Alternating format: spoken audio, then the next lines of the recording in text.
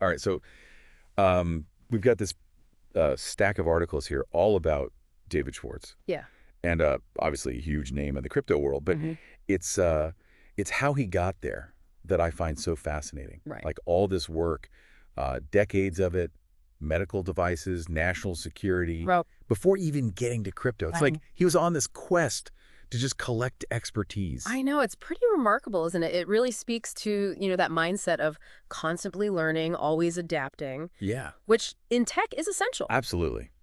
And it seems like that drive was there, like right from the beginning. Hmm. I mean, late 1980s, he's at the University of Houston studying electrical engineering Right.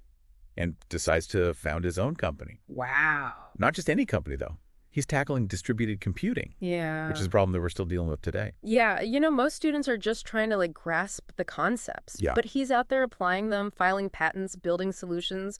That early entrepreneurial spirit is really a sign of things to come. It really makes you wonder, did he have any idea Hmm. how crucial distributed systems would become, Right. especially with blockchain and all that? It's an interesting thought. Did he have some intuition about the future of computing? Yeah. Or was he just drawn to these complex problems? Right. It's clear he wasn't afraid to just dive right in. So after graduation, he jumps into real estate software development. Interesting. Not exactly a field you'd think of when you think about somebody Ah. who ends up revolutionizing finance.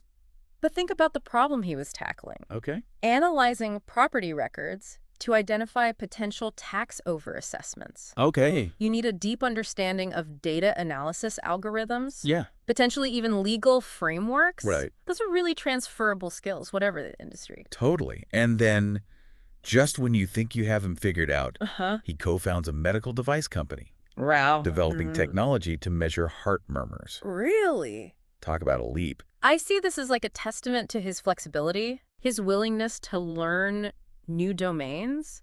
He's not limiting himself to one area of expertise. Right. And think about the technical challenges with medical devices. Yeah. Precision reliability, Yeah. potentially even working with the FDA. These are all experiences that would prove valuable later on. It's like he's building this toolkit, Right. gathering all these skills that are going to come together Yeah. in this world of cryptocurrency. Exactly. It's almost like he was subconsciously preparing himself for these complex challenges of blockchain technology. Then in the mid-90s, Yeah. he takes on these roles managing networks, Okay. developing secure systems for some pretty high-profile organizations.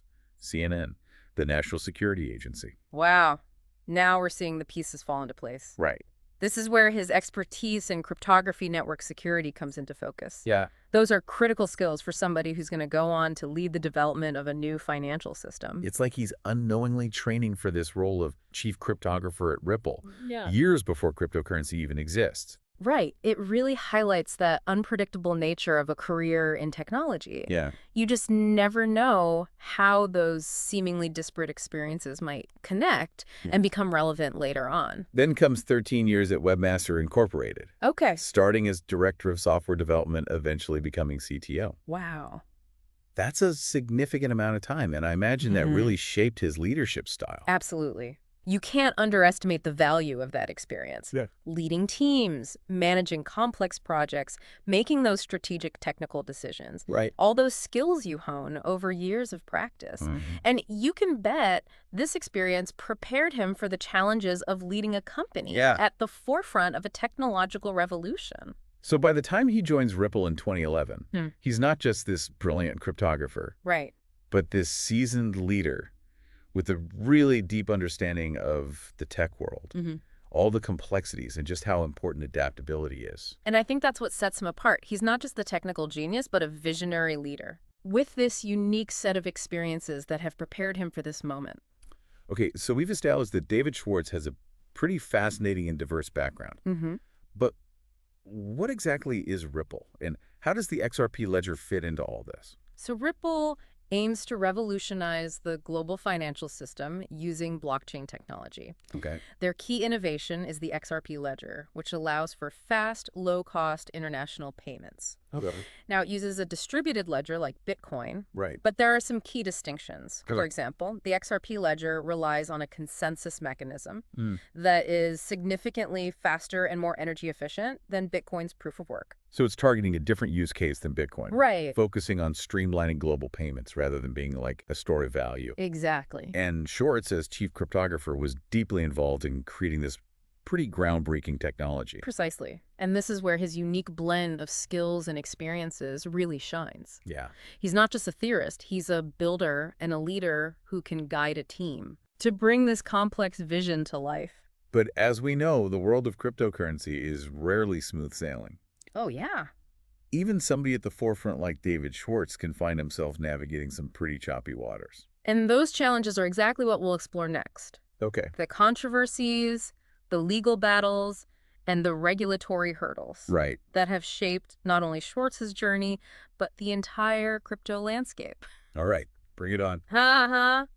So some of those choppy waters you mentioned Yeah. involved YouTube. Oh, right. You remember those scams where Yeah. people were posing as Schwartz Uh-huh. to trick viewers into sending them XRP? Oh, right. That whole thing where Ripple sued YouTube for not doing enough to stop those scams. Exactly. And Schwartz's own channel got caught in the crossfire. Yeah, it was a really messy situation. Highlighted that kind of dark underbelly of the crypto world. Mm-hmm. You know, these scams prey on people's hopes of getting rich quick, Right. exploiting all the hype and complexity surrounding cryptocurrency. And for Ripple, it was a reputational nightmare. I bet. They felt that YouTube had a responsibility to protect users from this kind of fraudulent activity. It's interesting, isn't it? Yeah. On the one hand, you have this innovative technology with the potential to change the world. Right. And then on the other, you have all these bad actors trying to exploit that potential for their own gain. It's like a classic tale, almost like the early days of the internet. Yeah. You have this incredible technology that's open and decentralized, Mm-hmm. but that openness also creates these opportunities for abuse. Right. And the legal frameworks and safeguards, they often lag behind the innovation. Which brings us to the big one, the SEC lawsuit. Oh, yeah. It felt like the whole crypto world was holding its breath when that news dropped. Can you break down what happened there? Sure. So in late 2020, the SEC filed this lawsuit against Ripple, What? alleging that they were selling XRP as unregistered securities. Okay.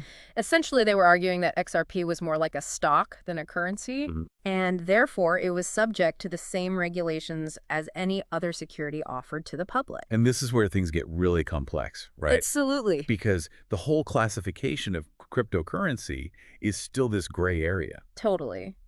The SEC was arguing that Ripple should have registered XRP with them Right. before selling it to investors, just like companies do with stocks. Okay. Ripple, on the other hand, argued that XRP is more akin to Bitcoin, Hmm. which the SEC had previously stated was not a security. So it becomes this philosophical debate about the very nature of cryptocurrency. Exactly. Is it a currency? Is it a commodity? Is it a security? Right. And each classification comes with a whole different set of rules and regulations. Exactly. And this debate goes far beyond just Ripple and XRP. Right. It has implications for the entire cryptocurrency market. Yeah. Because if XRP is deemed a security, it could set a precedent for how other cryptocurrencies are regulated. Yeah. And Schwartz, being a key figure at Ripple, was right in the middle of this whole legal battle. What was his stance on the matter? Well, he was very vocal in his defense of XRP, drawing comparisons to Bitcoin, arguing that both should be treated similarly from a regulatory standpoint. Okay. He believed that the SEC's actions were actually stifling innovation and creating unnecessary hurdles for the entire crypto industry. So it sounds like he saw this lawsuit as a really pivotal moment, Oh, absolutely. not just for Ripple, but for the future of cryptocurrency as a whole. Right. And his willingness to speak out, to challenge the SEC's stance, Yeah. it's a testament to his conviction. He really believed that what Ripple was doing was pushing the boundaries of finance in a positive direction. But legal battles are draining no matter how strongly you believe in your position. Did this whole ordeal have any impact on Schwartz or on Ripple? Well, the lawsuit definitely created a lot of uncertainty. Yeah. Volatility for Ripple and for XRP's price. Right. And for Schwartz, it must have been incredibly stressful, Yes, sir. demanding period. Yeah. But it's also a testament to his resilience. He didn't back down. He continued to innovate, and he remained a really vocal advocate for the crypto industry. And ultimately, the SEC lawsuit against Ripple's executives was dismissed, right? Yes, in October 2023. Okay. It was a partial victory for Ripple. Mm-hmm.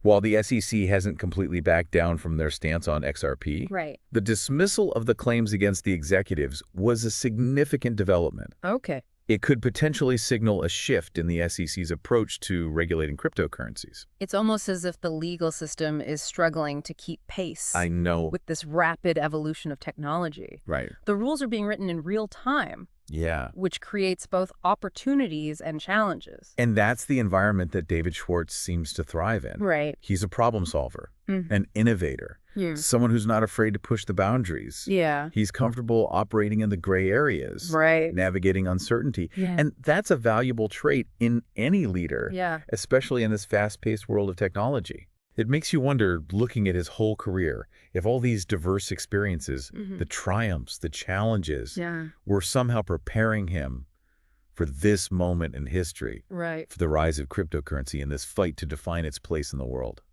It's a fascinating thought, isn't it? It is. Perhaps his journey, with all its twists and turns, its leaps across these seemingly unrelated fields, was all leading up to this point. Maybe all those skills he acquired, all those challenges he overcame, were shaping him into the leader he needed to be to help usher in this new era of finance. So we've explored the highs and lows of David Schwartz's journey in this crypto world. But what does it all mean for someone like our listener? Right. Who's following this story, who's interested in the future of technology? What can we learn from his experience? That's a great question, and I think there are several key takeaways here. Okay. First, it really highlights the importance of lifelong learning and adaptability. Right? We can't just specialize in one area and expect to stay relevant forever. Exactly. The world is changing too fast. Yeah. We need to be constantly learning, expanding our skill set, and being open to these new possibilities. Schwartz's career is a perfect example of this. Yeah. He never limited himself to one field. Right. He embraced these new challenges, Yeah. and he constantly sought to expand his knowledge. It's inspiring to see someone like that, who's not just riding that wave of technological change, but actually shaping it. Right. His career almost feels like this blueprint for navigating the future. Yeah. Especially for those of us in the tech world or, adjacent to it. Yeah, I think that's a great way to put it. And it kind of raises a question. Okay. What does David Schwartz's journey with all these unexpected twists and turns tell us about the kind of leaders we need to navigate this future of technology? What stands out to me is that constant curiosity. He didn't just, stick to one area. Right. He kept branching out, learning new things. Yeah. Almost like he was gathering, the pieces of a puzzle. Yeah, and what's fascinating is that he was doing all of this before cryptocurrency even existed. Right. It's like he was preparing himself for this future he couldn't even have imagined at the time. Wow. It really speaks to the importance of being a lifelong learner, always open to, new knowledge and experiences. Yeah, and not just learning for the sake of learning. Right. But being able to connect those seemingly disparate pieces of knowledge, Yeah. to see the patterns and the possibilities that others might miss. That's what sets the visionaries apart. Right. They have this ability to see that bigger picture, to connect the dots, and to anticipate where things are headed. It also strikes me that he wasn't afraid to take risks. Oh, yeah. Starting a company in college, switching fields, diving headfirst into the uncharted territory of cryptocurrency. Right. These are all significant leaps of faith. Absolutely. And in a world that's changing as rapidly as ours, Yeah. we need leaders who are comfortable with uncertainty, Right. who are willing to experiment and push boundaries. It's not just about having a vision. It's about having the courage to act on that vision, Yeah. to take those risks, even when the outcome is uncertain. And let's not forget about resilience. Oh, yeah, that's huge. The crypto world is incredibly volatile. Schwartz has faced, his fair share of criticism, controversy, Right. even legal battles.